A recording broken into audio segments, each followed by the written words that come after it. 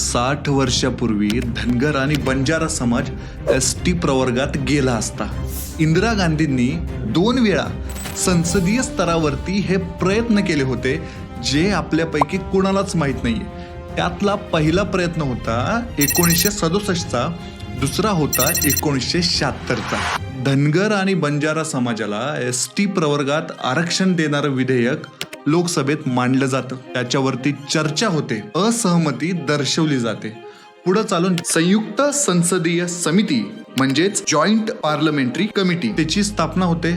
ती चांदा समितीत बदलते, त्याच्या शिफारसी येतात, शिफारसींवर मात्र चर्चा होत नाही। आयरन लेडी म्हणून इंदिरा गांधींची ओळख आहे, त्यांना आदिवासी खासदार कसे नमवतात त्याची ही गोष्ट। सध्या धनगर आरक्षण अंमलबजावणीची मागणी जोरदार सुरू आहे, यासाठी उपोषण होत आहे, मुंबई गाठण्याची रणनीती आखली जाते। यात सामील होणाऱ्या प्रत्येक मल्हार मावळ्यासमोर धनगर आरक्षणाची बाराखडी असायलाच हवी, ती मांडण्याचा हा प्रामाणिक प्रयत्न आहे।